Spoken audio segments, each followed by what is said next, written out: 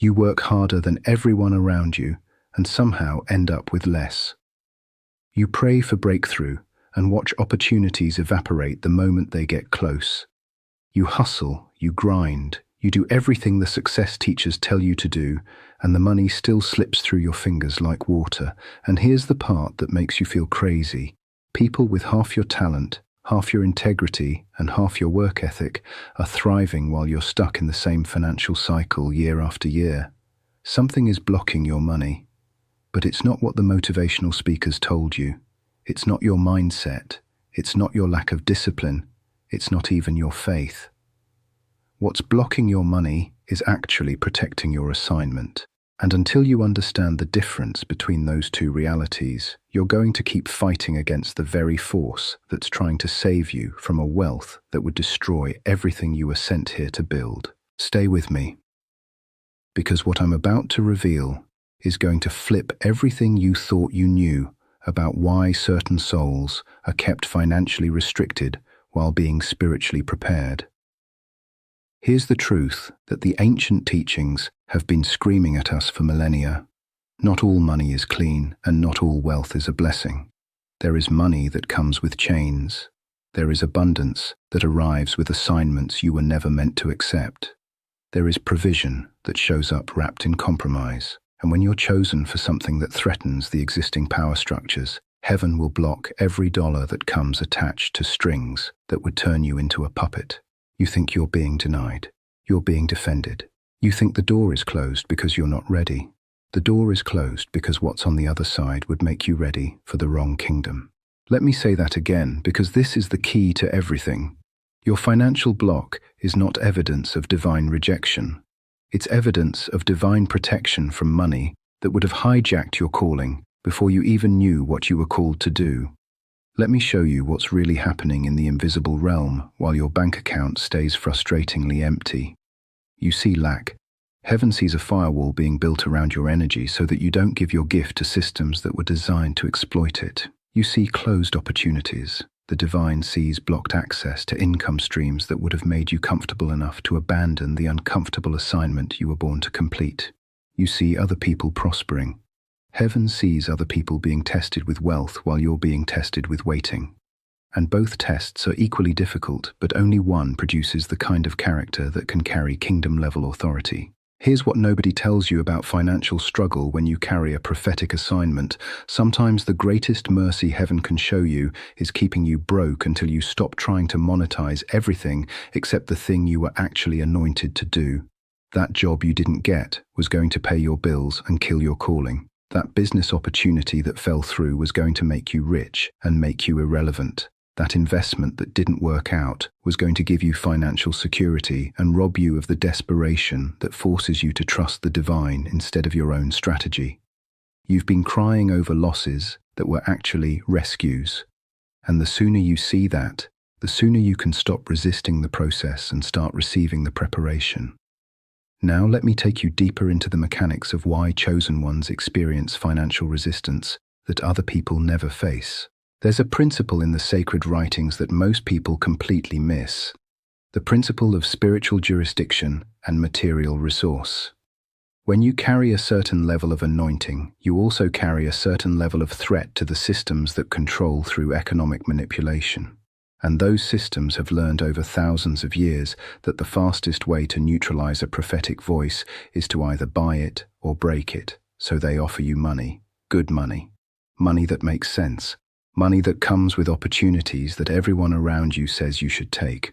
But that money comes with a requirement. You have to soften your message. You have to compromise your standards. You have to play by rules that were written by people who benefit from keeping you small. And heaven, knowing exactly what that money would do to your assignment, blocks it before it ever reaches you. Not to punish you, to preserve you, to keep you dangerous, to ensure that when you finally do speak, your words carry weight because they were never for sale. Your financial block is not a bug in the system. It's a feature. It's a divine mechanism designed to keep you from being purchased by the very powers you were sent here to challenge. The old masters used to teach that those marked for kingdom work would always experience unusual financial friction, not because they were cursed, but because they were being kept pure for a purpose that required them to be incorruptible. You are being kept pure. And purity in a corrupt system always looks like poverty until you understand what's actually happening. But here's where this gets even more precise. Your financial block is not random, it's strategic. And if you pay attention, you'll notice a pattern. Money runs from you specifically in the areas where you're trying to build security outside of your spiritual gift. Let me explain. You were born with an assignment. Embedded in that assignment is a gift, a supernatural ability that only activates when you're operating in alignment with what you were sent here to do. But most chosen ones spend years trying to make money doing everything except using that gift. They chase careers that are practical. They build businesses that make logical sense. They pursue opportunities that other people validate. And every single one of those paths hits a ceiling, not because you're not talented enough, not because you're not working hard enough, but because heaven will not fund what heaven did not assign. Your financial block is heaven systematically dismantling every revenue stream that is not connected to your core calling. It's the universe removing every backup plan so that the only option left is the one that requires you to finally trust your gift. And I know that's terrifying, because your gift doesn't look like job security. Your calling doesn't come with a benefits package. Your assignment doesn't make sense on a resume. But that's exactly the point. You were never supposed to fit into existing structures. You were supposed to build new ones. And you cannot build what's new while you're still clinging to what's safe. If this is hitting something deep in your spirit right now, do me a favor. Comment below and write, "I'm choosing my calling over my comfort." Not for the algorithm, not for validation, for yourself. Because when you declare it, you anchor it. And when you anchor it, the universe starts rearranging reality to match your declaration. Let me break down the 5 stages of the financial initiation that every chosen one must complete before they can handle wealth without losing their soul. Stage 1. The stripping season. This is where everything you thought would provide for you stops working. Every door closes. Every opportunity vanishes. Every plan fails. You're not being punished. You're being emptied of the belief that your provision comes from your hustle instead of your obedience. Stage 2. The identity crisis. This is when you're forced to answer the question, who am I when I have nothing to show for myself? This stage is brutal because your entire life you've been told that you are what you achieve, and now you have nothing to achieve with. So who are you? This is where you discover that your value is not tied to your productivity. That's the lesson, and it only comes through having nothing. Stage 3. The gift activation. Once you've been stripped and you've survived the identity crisis, something shifts. You stop trying to make money and start trying to make impact. And the moment you make that shift, your gift activates. Not before. It cannot activate while you're still trying to use it as a tool for survival instead of a weapon for transformation. Stage 4. The testing of allegiance.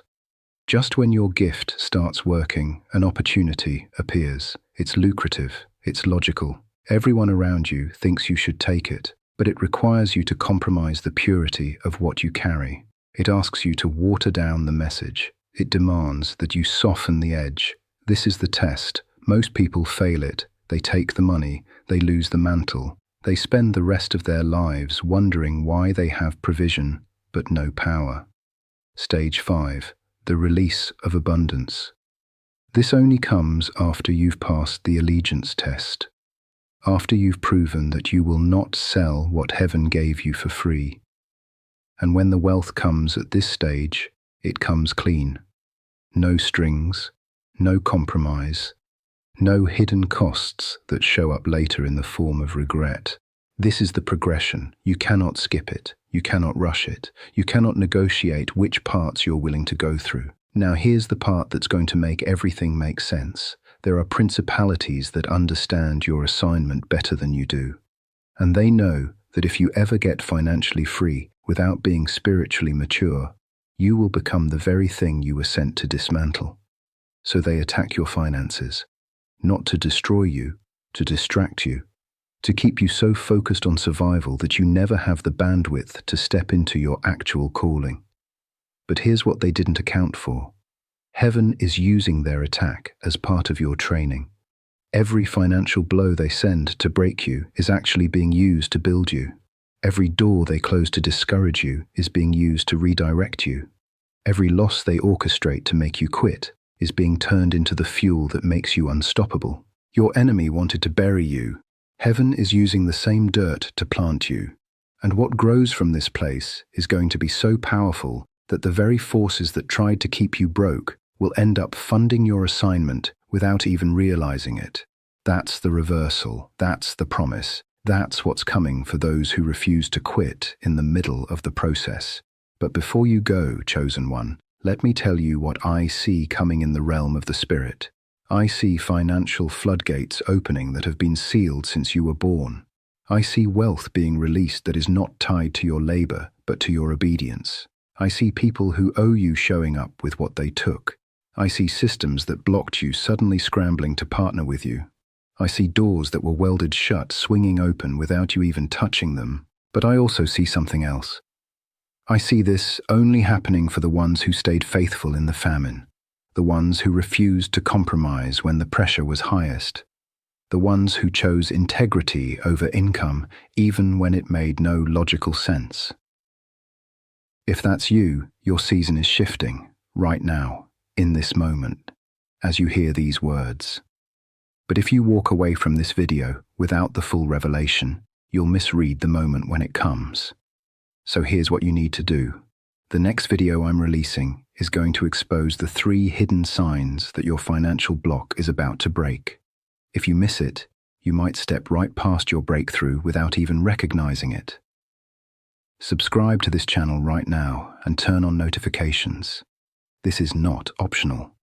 This is survival information for chosen ones who are tired of struggling. Do it now. Let me give you a practical framework for breaking the spiritual code on your finances. First, stop chasing money and start chasing alignment. Every morning, ask yourself one question. What would I do today if money was not a factor? Then do that thing.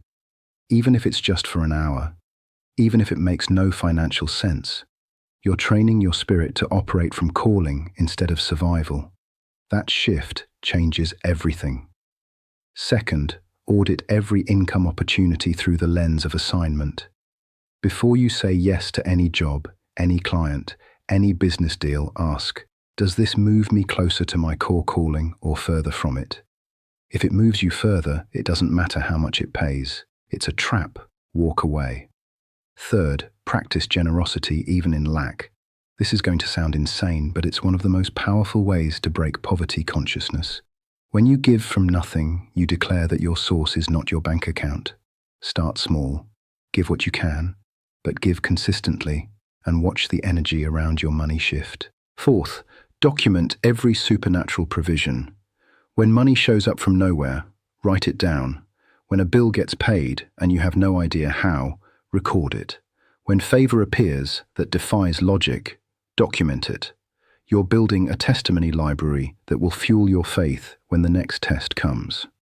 Fifth, speak to your finances like they're under your authority.